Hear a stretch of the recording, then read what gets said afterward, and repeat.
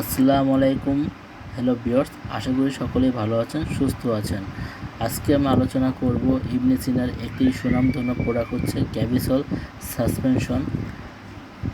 এটাতে রয়েছে sodium alginate রয়েছে, সোডিয়াম বাইকার্বনেট রয়েছে এবং ক্যালসিয়াম কার্বনেট রয়েছে।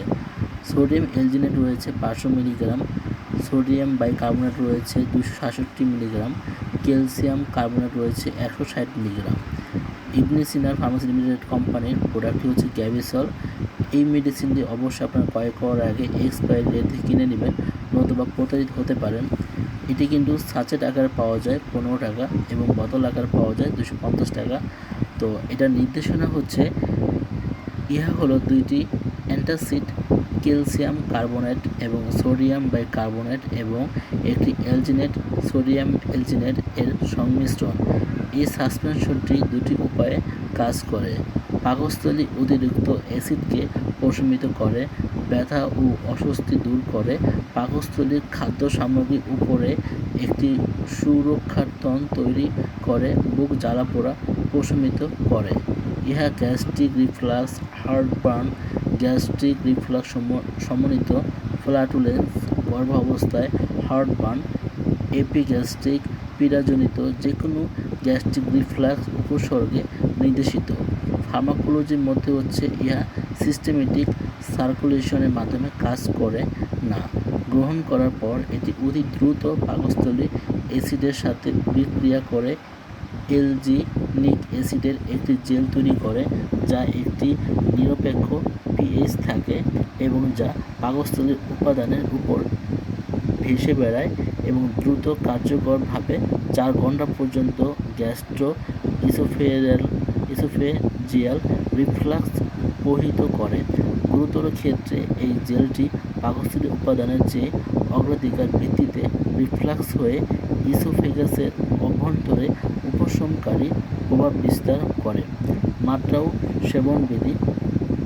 মৌখিক সেবনের জন্য সাসপেনশনটি হচ্ছে 12 বছরের অধিক ও প্রাপ্তবয়স্কের ক্ষেত্রে 10 থেকে 20 মিলি প্রতিদিন 4 বার পর্যন্ত খাওয়ার পর এবং শোবার সময়।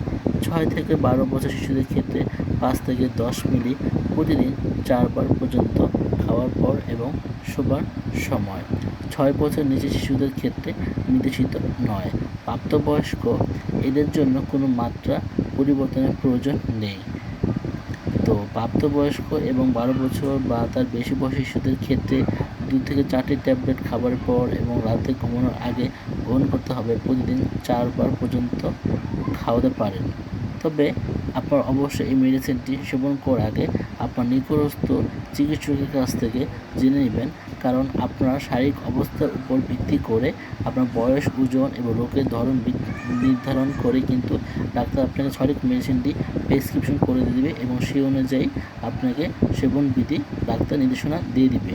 কোনো অবস্থাতেই আপনারা নিজেদের মতো করে যে কোনো প্রকার মেডিসিন সেবন করবেন না, এতে করে আপনার শরীরে শারীরিকভাবে স্বাস্থ্যহানির ঝুঁকি ঘটতে পারে। আর অবশ্যই আপনি যথাযথভাবে মেডিসিন সেবন না করা অবশ্যই উত্তম।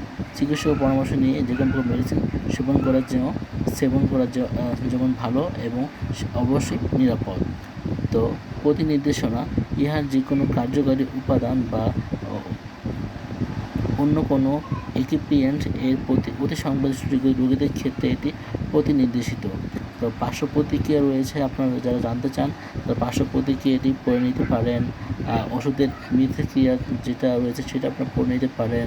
এবং গর্ভাবস্থায় ও গর্ভাবস্থায় 500-এর অধিক গর্ভবতী মহিলার ক্লিনিক্যাল গবেষণা এবং বিপণন পরবর্তী প্রচুর তথ্য উপাত্তে অভিজ্ঞতা নির্দেশ করে যে এর কার্যকারী উপাদানের ত্রুটি অথবা নবজাতক সম্পর্কিত বিষক্রিয়া নেই।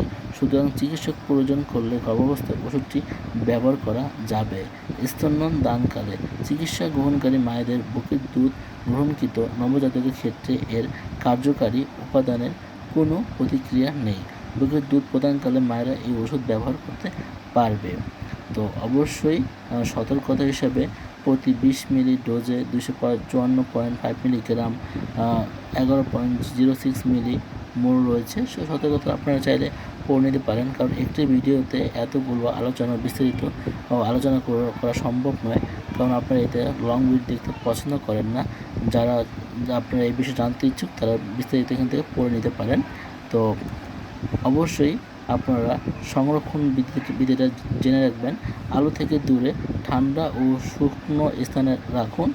অবশ্যই 30 ডিগ্রি সেলসিয়াস তাপমাত্রার নিচে রাখবেন। সকল শিশুদের হাতের নাগালে বাইরে রাখবেন। অবশ্যই এই ওষুধটি হিমায়িত করা যাবে না।